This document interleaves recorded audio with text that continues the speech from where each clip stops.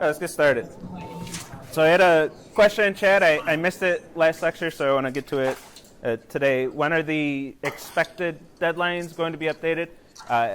That's the short answer is when I get to updating them. But if you did actually complete the objective before the expected deadline, rest assured you are going to get credit for that. If I do update things and you don't get credit, make sure you complain to me. Make sure you get your credit that you rightfully deserve. But I will update Autolab. I think I'm 2 tasks behind right now, just getting the logistics updated. But I'll process that and get that updated in Autolab. So if it's not the number you expect right now, don't panic. You'll get that updated. But if you got it before the deadline, you know what it's going to be. So I put that pretty low priority because I know that you know if you got it or not. You know if you made the deadline or not. So updating the logistics just falls low on my priority, as opposed to missing an actual deadline where you need the extension and user recovery opportunity. That's high priority. I make sure I get those done within 24 hours after the deadline. I'll get everything processed and emails sent to students, recovery opportunities updated, that stuff. So just an explanation on how I view those two things. Any other questions before we start talking about graphs?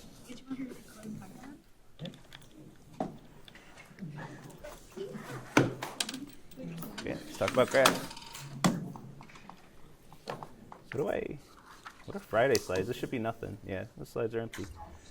We have two days of slides, and then Friday, probably just going over test cases the whole time. Probably just talk about the homework the whole time. I'm not going to do a graph memory diagram. Anybody who was waiting for that, sorry to disappoint you. No graph memory diagram.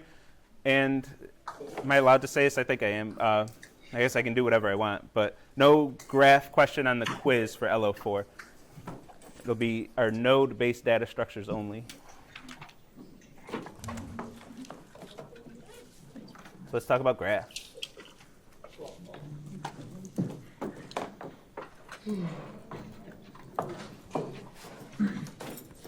Oh, and a reminder, the Piazza post, for what we do for review week for those 3 extra lectures, make sure you're in there making suggestions and posting. I took a look at it. It looks like at least one lecture of creating and I mentioned this last time on Friday, but one lecture on creating a project from scratch and just the process of creating a project. There have been a couple calls for GUIs, so I might slap at least a very basic GUI onto that lecture and kind of roll a few of these ideas, a few of these suggestions into one. Starting from scratch, going to IntelliJ, file, new project, and then building something and showing you that process. I also wanted to deploy, this wasn't asked for, but probably because you just don't know what to ask for this, but also deploying that as a jar file so you could share your projects with people who don't have IntelliJ installed is a nice feature too, to have it run directly on the JVM instead of having your JDK installed with all this stuff. So that's one lecture. Another lecture, I forgot what it was. Genetic algorithm. Going over genetic algorithm, I can go over my solutions and talk about that. I love that one because Paul hasn't done the genetic algorithm, and that'll force him to talk about it during lecture. So it'll be fun to see what he comes up with for that one. Those are the 2. Looks like those will be 2 of the lectures, and it looks like it's still up for grabs what that third one's going to be. If there's no clear winner for the third one, possibly just taking one of those topics, not the genetic algorithm, but the building an app from scratch, maybe just making that into 2 lectures. Would be a thing. Nobody suggested a second day on Python, so I'll probably confine that to 1 lecture, and those are the things coming up. So if making an app in 2 lectures, maybe, or whatever something comes up, if a new up and coming suggestion, or one that I forgot about, there might just be one in there that I am forgetting about. That got a lot of traction. Vote for the singularity topic. I like Paul's response to the singularity topic, though. I've seen the code y'all submit. You're not creating no singularity. Would deployment on Python be similar? Deployment on Python. I'm not sure if I've deployed executables in Python, so that'd be something I'd have to look up. But I've deployed a lot of Python code on web servers, just not as executables. So I wouldn't be able to do it in the same exact way, but nothing would make me happier than doing a lecture on deploying a web app out to the internet, because I do that all the time. I can just do that with 0 prep. I can just show up one day. I'm actually about to do that in 3.12, so I already had that lecture all planned out and prepped. in my head anyway. It's a big live demo. I always enjoy doing it. So I would deploy a Python web app to the internet, get a domain name and everything. It's always fun. Oh, and version control. So part of building that version control was mentioned a few times in the votes. So building an app from scratch, I would also share on GitHub, have the code public there, show you how to use just some basic GitHub Git features and GitHub. Just pushing and pulling and cloning would be the three things. You've cloned and pulled in this class. Hopefully you've pulled. I don't know if many of you actually do pull. Like the examples repo, if you pull code, you can get the latest examples as I update it throughout the semester. Hopefully you all have been doing that. But you've, at the very least, cloned. You have to for your projects, but you've never pushed. So I would stress pushing in that lecture, how to push code to GitHub. And it's not too difficult. If you go into, like if you start a project from scratch and go into the version control menu, there's a share on GitHub button. You just click that and then punch in your credentials, and that project will be on your GitHub account. And then you click the push button, and all your edits, all your updates are going to go to GitHub. So it's not too difficult, but explaining the details of how that actually works and demoing it, I'll do that. Definitely be included in review week. What's the difference between cloning and pulling? Cloning is when you pull the code for the first time, for lack of a better term. So cloning is, there's this repo. I need a copy of this repo on my computer. And then pulling is, give me the updates of the repo that I've already cloned. Give me any updates that occurred since I've cloned it or since the last time I've pulled. Make sure I have those. What's the difference between merge and rebase? Y'all got the good questions today. Merging is going to take the code, the differences from the repo. You're really going to test my knowledge. I have to remember this one. Taking the codes from the repo and the changes that you have locally and merging, well, not really, taking those changes and making more changes that make them compatible with each other. So it's combining those changes, and then the combination of those changes is actually another commit to the repo that has those changes that fixes all of the merging. So it's an extra commit that's a merge commit that you take this commit, get those changes, take this commit, get those changes, and then a merge commit, which is going to be like a third commit to resolve all the conflicts, all the changes that are competing with each other between the two changes. So if I change something, somebody else on my team changes something, pushes to the repo, I pull to the repo, I have to merge those changes, and that's an extra commit. Rebase is not an extra commit. It's just going to squish those into one. Oh, how exactly does it work? It pulls that change, but doesn't add another merging commit. And I think it squishes those two commits into one, if I'm not mistaken. That's where I'm a little bit fuzzy. Forget exactly how that works. But you avoid having that extra commit.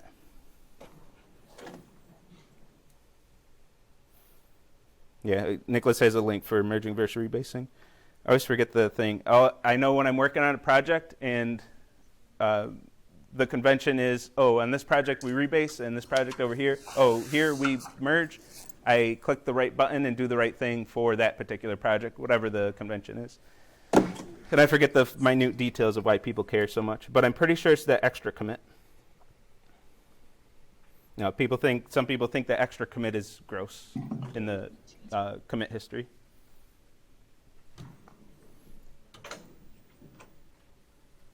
All right, good questions. I like the questions. Some of that, we can talk about all that stuff review week. I do have to get through graphs. But if you have more questions, I'm happy to have little side chats. We're still going over OOP in Python? Yes. Oh, absolutely. So the 3 fixed lectures, that's still fixed. We'll have a lecture on OOP in Python, a lecture on, I don't even remember what the 3 are. A lecture on, LO4 review, because we don't have a lab for it. And one lecture that's given to the TAs where I'm kind of at their mercy of what they want to talk about. Those 3 are still fixed. Those will be not necessarily in that order, but those 3 lectures will be covered. So I was only talking about the 3 remaining ones. 2 of those seem pretty fixed. I mean, unless there's a big swing in the votes over the next week. It's very possible it could happen. But those are the ones that are currently winning. All right, so let's recap the data structures that we know. we have two sequential data structures. These are data structures where order matters. Array and linked list. We talked about these ad nauseum, at least linked list. Arrays, we don't talk about too much. I don't have too much to say about them in 116 at least. It's one continuous block of memory where all the values are stored. Linked list, you hop around memory, and you have nodes that have references to the next node. Sometimes that doesn't quite do it for us, so we use key value stores. These are maps in Python. Maps, I'm thinking of Python because I was just talking about. These are maps in Scala, our dictionaries in Python, our objects in JavaScript for the three languages you know if you did 115 here. And that gave us an association. A key maps to a value, and it's unordered. So a very different type of data structure, but very good when we need to associate one piece of data with another piece of data. I got strings that I need to associate to ints. I'm going to pull out my key value store to be able to map that association.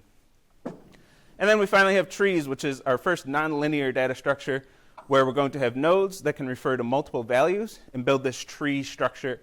Trees are very useful to be able to get log n operations, very nice for efficiency for certain operations, especially when we're storing values, when we had a BST anyway, when we're storing values in sorted order according to a comparator, the BST gave us a lot of efficiency with that. Most of the conversation about BSTs and more conversation about trees, that's saved for 250. But we did talk about the structure of this and how to traverse our trees and how to use them for BSTs. Those are the three things that we focused on. The structure of a tree, how to traverse a tree, and how to use a tree as a binary search tree. And then for your homework, you had to see you saw an application of decision trees where you're navigating a decision tree to figure out which node, which action an AI player should take by traversing the tree and getting to your action node and then returning that action. But we have data that doesn't quite fit into any of those categories. It's not sequential data structure, it's not an association for a key value pair, and it's not exactly a tree structure. Several examples are subway systems. So subways that have stations and then lines that'll connect those stations. Intersections in general, if I want to find driving directions from one location to another, we have our intersections which connect roads, and then roads connecting those between those two intersections.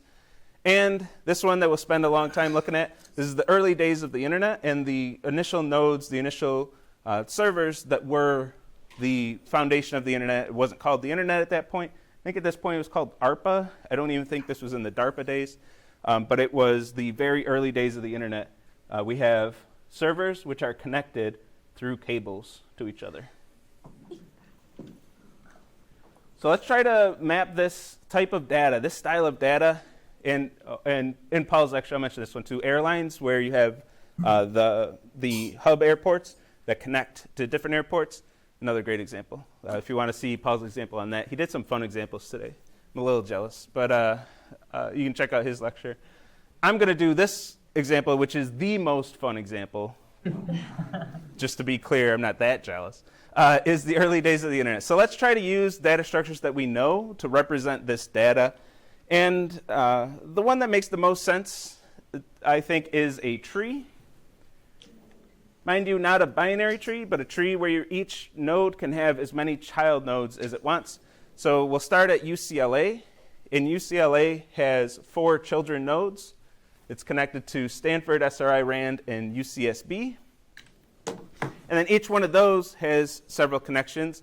If we go to Stanford and just start building this tree some more, Stanford has SRI and UCLA as child nodes. And right away, we can start seeing a problem with this.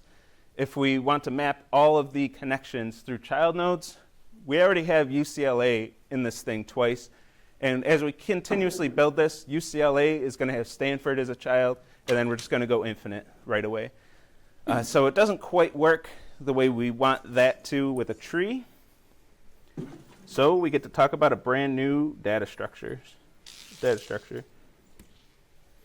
And you're right, it's not going to be a tree anymore. It already wasn't a binary tree because each node has more than 2 children, or nodes can have more than 2 children.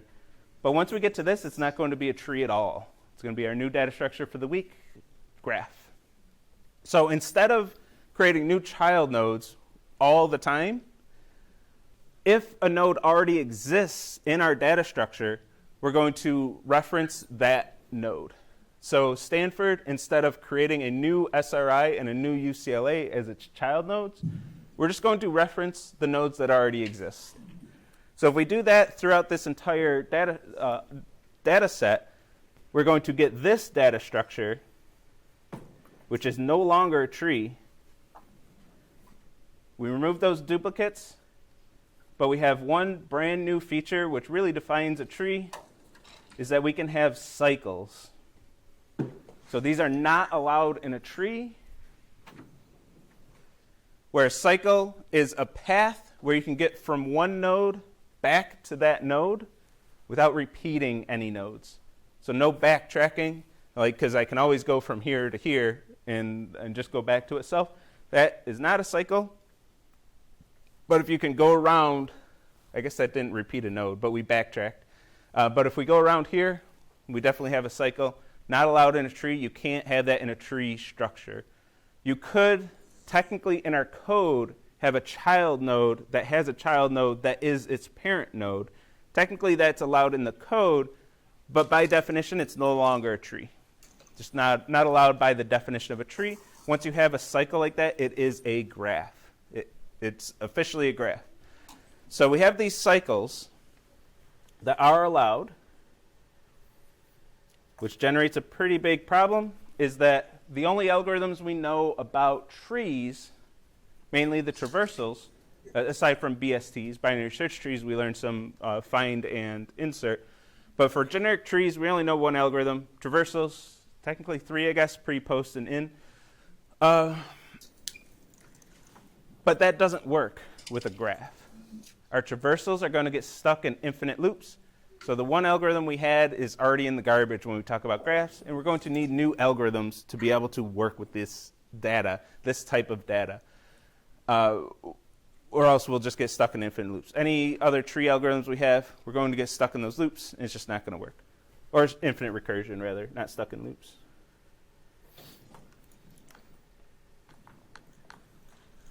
Yeah, you can use grandchild when talking about trees. It's common. If you get into trees, like if you start diving deeper into trees, you might even get into a little this in 250.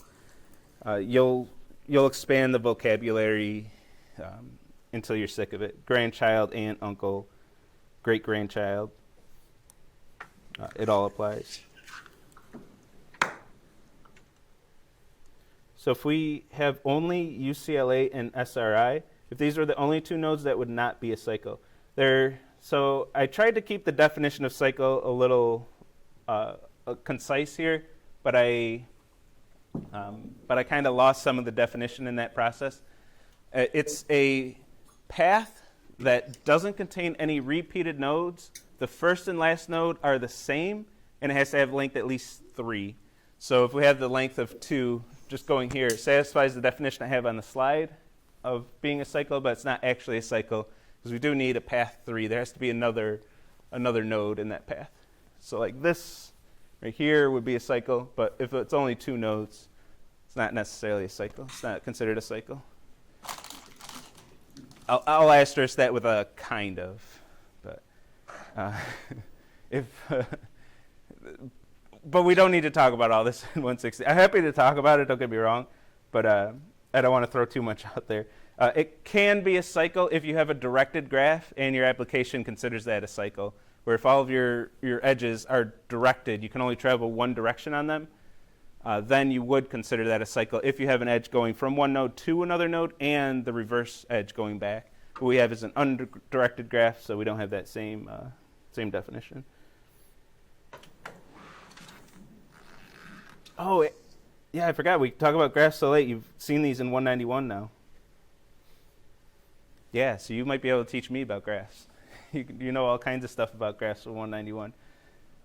Which makes these lectures a little more light, which is fine at the end of the semester if I'm not constantly being throwing all kinds of new content at you. So we've seen this slide already. So we need new algorithms. And before we can talk about those algorithms, we need a way to represent this information. So we got 2 things we want to talk about this week. Graph representations, that's most of today. How are we going to represent this data in our code? And How are we going to do stuff with this data?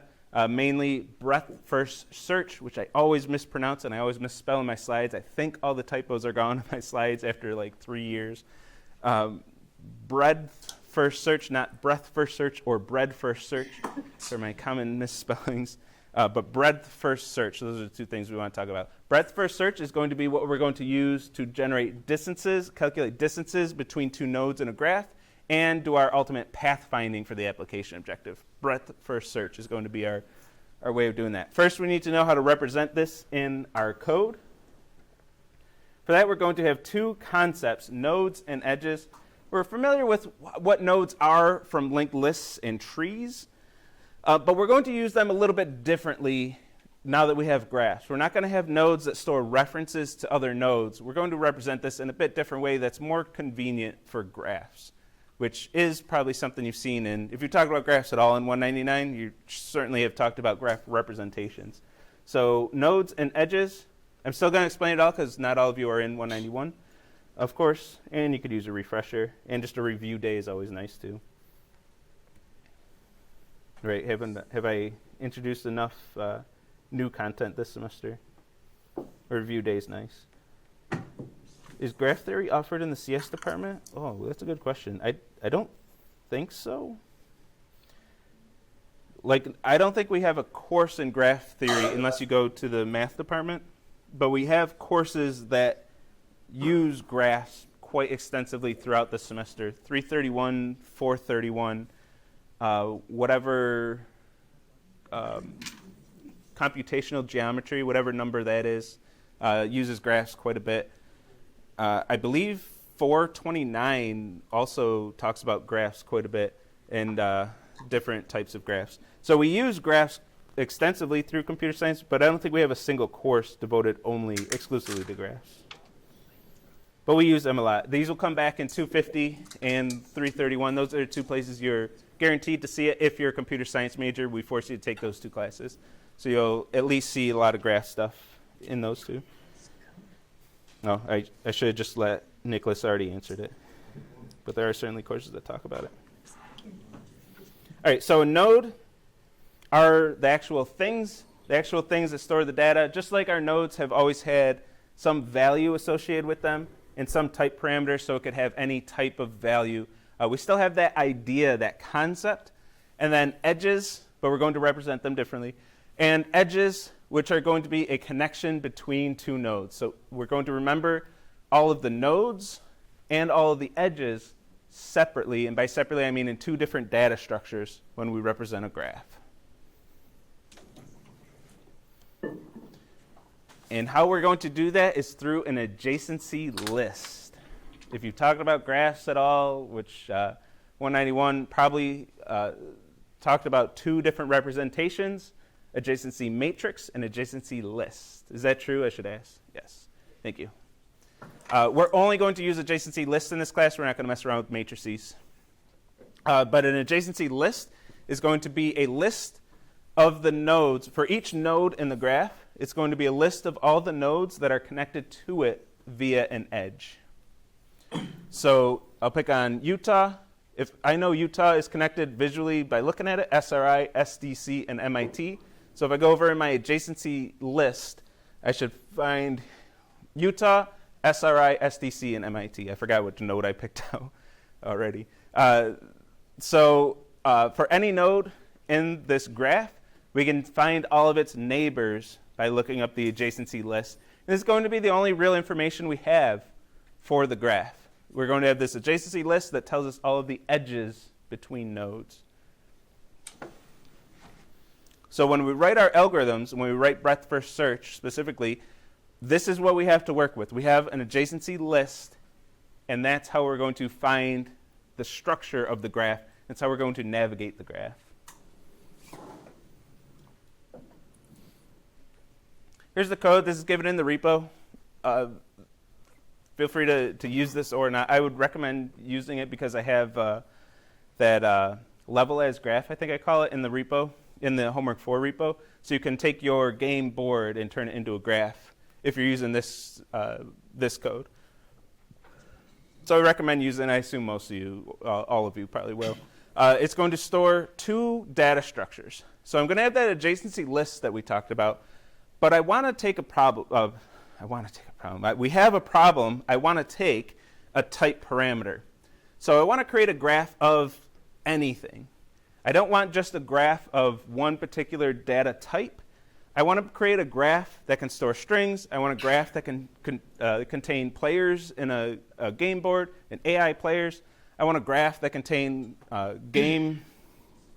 Actually, I wouldn't really create a graph of game players, would I? A graph that contains grid locations on the game board. That's the one we will use in the homework. I want any type parameter as A. So when I'm creating my adjacency list, what I'm going to do is assign each value for each node a unique integer ID. And I'm going to have an adjacency list that's going to map the ID for a particular node to a list of IDs of particular nodes to store all of that information. So instead of storing all these strings in my map, in my graph, in my adjacency list, I'm going to assign each one of these a unique ID, which is an integer, and then store lists of the other IDs, which are going to be the edges, wherever there's an edge connecting these two nodes. Then I'm going to have another map that's going to remember my IDs. So this nodes map is going to map the IDs to the actual values at that node. So I can remember what the value is for a particular ID. And the adjacency list and my algorithms are all going to work as integers and work over those IDs. But I have this map of nodes, so when I have, like, say, a path that I have to rebuild, a path of grid locations that I have to build and return a path for the application objective, I can go back to my nodes map and say, okay, these IDs are my path. Now, what the hell do these IDs actually mean? I'm going to go back to this map and say, give me the grid location for each of these IDs so I can build my actual path going backwards. So we have these two data structures are going to define our graph. Theoretically, and in 199, this is probably the case, you would only use this second one. You just use the adjacency list because you don't care about the real world in that class. You're in the mathematical world. You just care about the adjacency list or the adjacency matrix. We need to go back to the real world at some point to build these paths. So we have this extra data structure, remembering what the values are for each node. But everything in here, when we add a node, we're going to initialize our data structures for that node. And then when we add an edge, we're going to update our data structures. But both of these work with just the indices. That's how we're going to actually do the stuff. And then when we add a node, that's the only time we actually care about the value. We're just going to store that and then retrieve it when we need it. Most of the time, we're just working with ints. And you'll notice when we add an edge in an adjacency list, that edge is duplicated. It is there both times for both ends of the edge. If I add SDC in Utah, SDC I can see has an edge that goes to Utah. Well, I know 100% when I go to Utah, SRC has to, SDC. SDC has to be in that list. So every edge is in this list twice for both of the directions that you can travel that edge. If it's a directed graph, meaning you can only travel one direction in each edge, then that wouldn't be the case. Since we have an undirected graph, each edge is duplicated in our data structure. And to use this is what it would look like in our code. I'm assigning random values to our nodes. I'm just saying UCLA is going to just arbitrarily be the node 0, because that's the first one I looked at when I wrote this code. Stanford was the second one I looked at, so that got the value 1. Just arbitrary integers, so my algorithms are going to work with those integers, and then whenever I need to remember which node I was working with, I'm going to look up the integer and say, wait, I have node 8 here. What is that? Oh, it's BBN. I'm going to look up in my nodes map what the actual value is. And then for any edges, I'm adding edges always with the integers, those integer IDs, not with the values. This gives us a couple of features. Two big features that I care about is I can work with integers, so it's generic, that one I've explained. And also I can have multiple nodes with the same value. So it doesn't really make sense in the graph we're using here, but it gives us that ability to have multiple nodes that have the same value. We can have those duplicates in our map, but still be able to uniquely identify each individual node because they're going to have different unique IDs. So we get two good features out of that. This should be familiar. I won't spend too much time on this because it doesn't apply to everyone. But if you did the genetic algorithm was made to be very generic by all of your code working with lists of doubles. You would create your random list of doubles for your genes, but the incubator would be able to take you to any actual value of any type that we could imagine. So your genetic algorithm took a type parameter, but everything in your code worked with lists of doubles, and you didn't care what that type parameter was. We're doing the same thing here. We're working with ints. We're working with map of int to list of int for our adjacency matrix, or our adjacency list.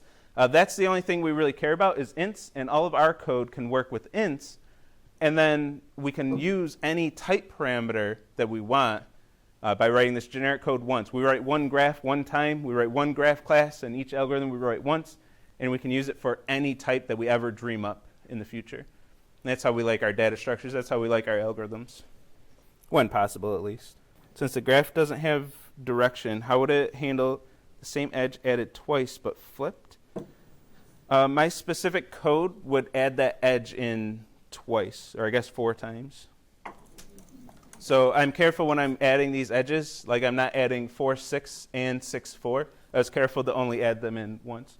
If you add them in twice, it might not break my algorithms depending on how you write your algorithms. It might not break having those duplicates, but this code isn't checking for that, so it would add them in twice. So in your adjacency list, you would have it in both of these lists twice. So it's something we should avoid. And what happens when you add the same ID twice? That's going to break things because it'll overwrite in the nodes list. It would overwrite the first node. You can't have 2 nodes with the same ID with this code. Now you can set up your own implementation of a graph that can address these problems. But the way this one's set up is that when you're adding nodes, just be careful not to duplicate an ID. So for the homework, we're adding grid locations to a graph. And I give you the code to generate the graph anyway. But if you look at that code, I have a function which takes the y value times the width of the map plus the x value. If I use that equation, it's going to give me a unique value for every single grid location on the map. So that's how I'm generating my IDs. And the ID does actually have a little identifying information. You can run that backwards and get the x, y for each ID if you want that information.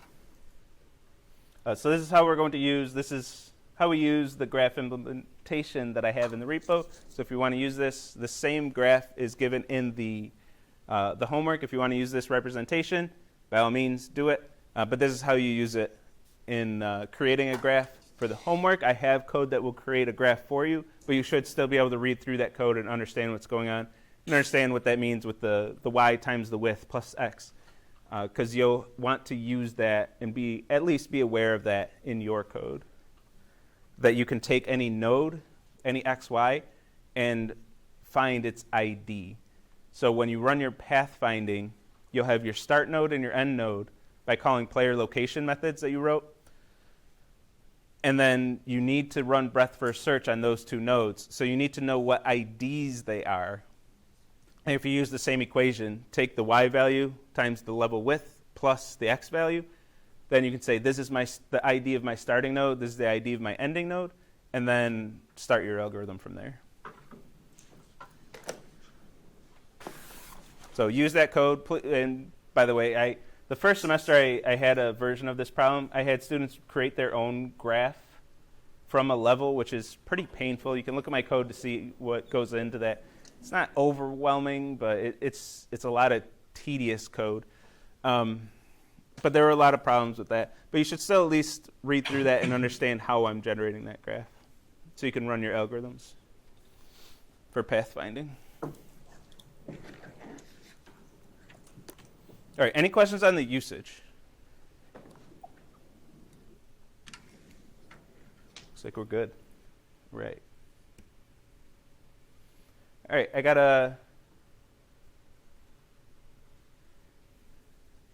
just a cleanup definition. I got a few more definitions that I'll save for Wednesday, but a definition, path. A path through a graph, which hopefully you cover this in 191, and it doesn't matter if I explain it poorly, right, is going to be, I'll explain it fine anyway, is a list of nodes where each two consecutive nodes are all connected by an edge.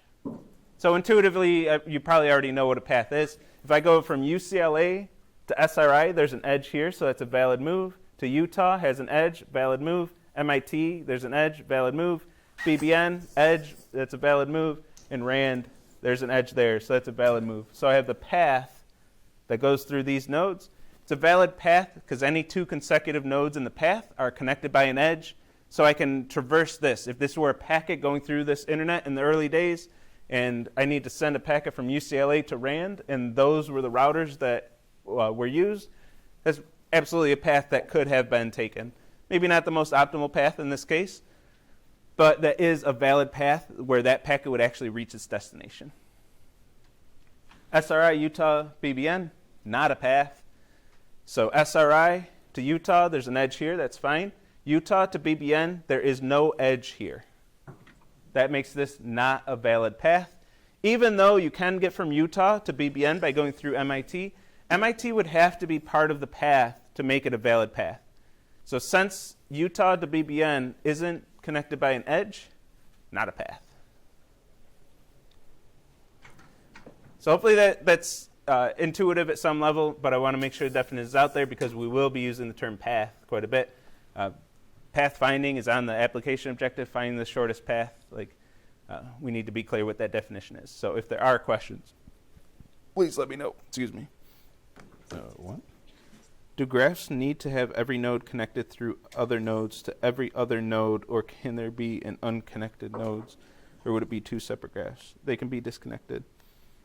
Yeah, I thought you meant if each node is connected to every other node through an edge, is how I read it the first time, which is why I was a little confused. Bless you. Now, breadth first search. I'm going to be careful how it's pronounced. Breadth first search. But yeah, those would be one graph. And I do have a few slides talking about that in a second. So breadth first search, a few more definitions. The connected component of a graph, which kind of directly answers the question in chat. Connected component of a graph are the nodes, are a set of nodes that are all connected to each other through any path. And the path can be any length, but that means they're connected. So this graph would be called a connected graph because every node is connected to every other node through a path. It doesn't matter where you start in this. You can reach any other node by traversing these edges to get to them. And that's what we want from the internet. This was the early days of the internet. So if I'm any one of these machines, I want to be able to connect to every other machine. It's just how we like the internet to work. So good thing that we had that feature. This is a connected graph. So a connected component, there's only one connected component in this graph. But if we remove a couple of edges, I just removed this RAND to BBN edge and this Utah MIT edge, this is now no longer a connected graph, but it is a single graph with two connected components. So a connected component, this is a connected component because all of the nodes in that component are connected. It's a weird way of wording it. And all the nodes in this set are all connected through a path. So we have two connected components. My question for this, how do we tell if two nodes are connected? So for example, any two nodes in this connected component are connected, but if we take like SRI and Carnegie, those nodes are not connected because they're in different connected components. So how do I tell if two nodes are connected? With this graph, I'm just going to look at it. If one's down here and one's up here, they're not connected. Pretty straightforward, right? Not too bad. The problem is the internet's gotten a little bit bigger since then, since the early days. This is the internet now. This is when two sites by IP address link to each other, or one site links to the other site, then it's considered connected by an edge. And we have all these nodes some sites might not be referred to or linked to by any sites and might not link to any other sites, something we call the dark web, the websites where you can only get to them by punching in their URL. Like you have to know about the site to get there. And the search engines don't go there. The dark web is a thing. So how do we tell if two nodes are connected out here? If I have one site and I want to know if I could just click links to be able to get to another site, how do I tell that? Well, now we're going to need an algorithm for that. I'm not doing that by hand. I'm not doing that visually. That's crazy. So we need an algorithm here. And hopefully the internet these days is mostly connected aside from the dark web that I mentioned. But most major sites, you find your way to a major site and then you're connected to a whole bunch of other sites. But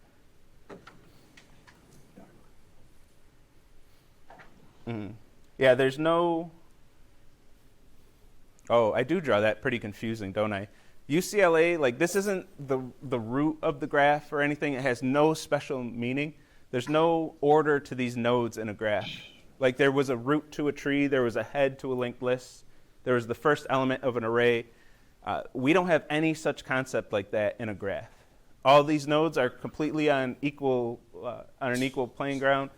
They're all treated exactly the same in this graph. There are no special nodes in this. So UCLA is not the root node. I just kind of happened to draw it that way, a little by accident. Bless you. A little by accident that UCLA kind of got the top spot. So I should have another edge. I should put like Stanford up next to it so it's more clear that there's no root. By connected, do you mean a link sites to another? Yeah, links to another site. Yeah. In the picture to the right, that means that one of those sites linked to another site. So if you go to the site, there will be a link somewhere that you can click on to get to the other site.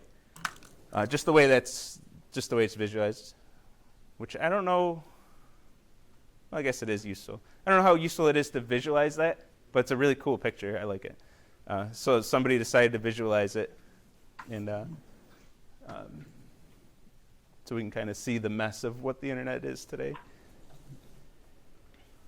Which I always find it interesting. There are like pockets of the internet that link heavily to each other, but not so much outside of that pocket. I always find that interesting.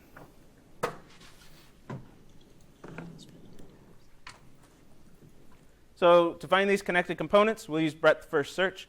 And to be honest, we're not really concerned about connected components, but we are going to use this for pathfinding come Wednesday. But this is the first thing that we can do with this breadth first search is find the connected component of a graph. So if we run breadth first search, we'll do the high level of breadth first search today, and then details on Wednesday. If we run breadth first search, what we're going to do is choose a starting node, which now I even more regret. I start with UCLA. It's not special in the graph. And in my Wednesdays lectures, I start with Carnegie for what it's worth, just to try to dispel some of that. But I should redo these slides and not start with UCLA. But we're going to start with a starting node, whichever node we choose, or for your homework, the player's location, or the AI player's location.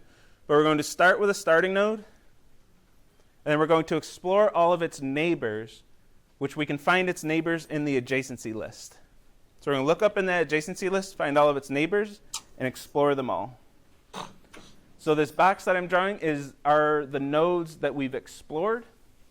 And we're going to keep doing this. We're going to take all 4 of these neighbors that we just added, and we're going to visit all of their neighbors, where neighbors I'm saying are any nodes that are connected via an edge to those nodes. So explore all of their neighbors, and then keep repeating the process until we go an entire round without adding any new nodes. Once we go around without adding any new nodes, we know that we have the connected component of the graph with a particular starting node, in this case UCLA. So we would say we have the connected component of UCLA,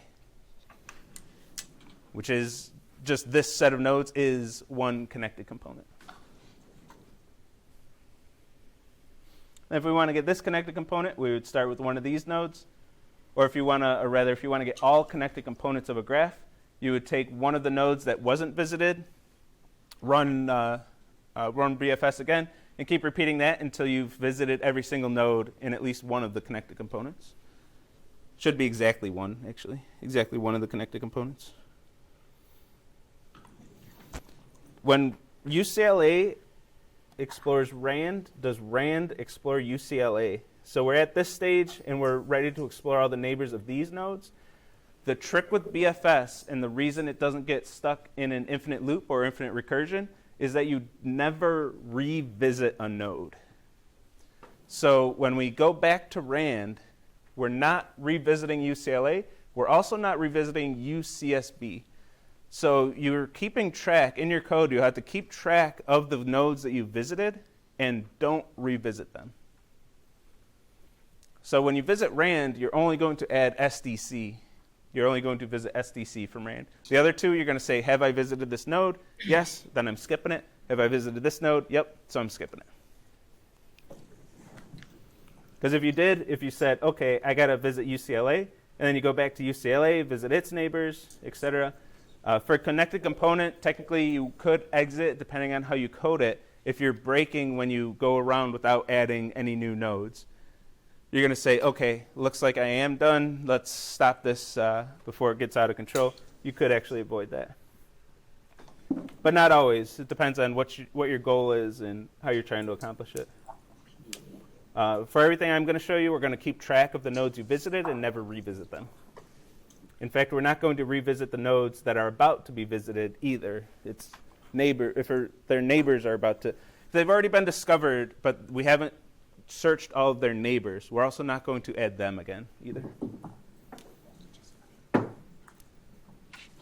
like you would add them, when you're visiting UCLA's neighbors, you would add them 4 to a data structure, and that data structure is going to say, don't visit these nodes again, they've already been explored.